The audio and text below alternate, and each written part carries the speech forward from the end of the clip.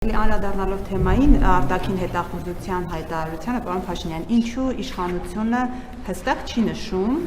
թե որ երկրից են նշած այդ քաղաքացիների վրա ճնշումները գործադրվում, որովհետև տպավորվում է, թե ամբողջ աշխարհից խմբված Հայաստանի քաղաքացիների վրա ճնշումներ են գործադրվում ինչ-որ մարդիկ կամ ինչ-որ ուժեր։ Ինչու այդ ցածում կամ ինչու դեպի չի անում կառավարության որոշ երկրների անունները կան։ Սա առաջին հստակեցումը եւ երկրորդը դեր երկրների հետ կապված երեկերանոցում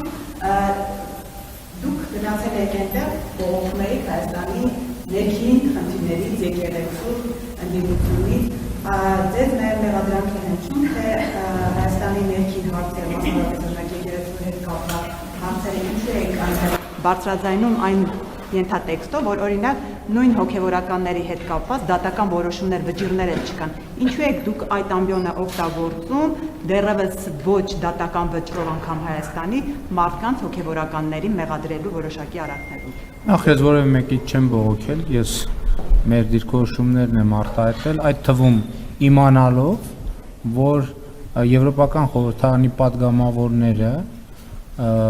մեր падգամավորների հետ շփումների ընթացքում ասում են, որ տարբեր կազմակերպություններ, անհատներ գալիս են իրենց մոտ, դիմում են իրենց, տարբեր ինֆորմացիաներ են ներկայացնում, դրանից առաջ հայտարարություններ էր եղել եւ այլն,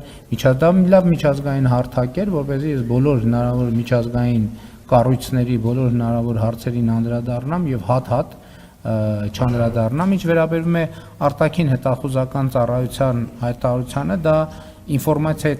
ծավալի եւ նպատակահարմարության հարց է, կարծում եմ հետագայում ավելի մանրամասն պարզաբանումները անհրաժեշտության կլինեն։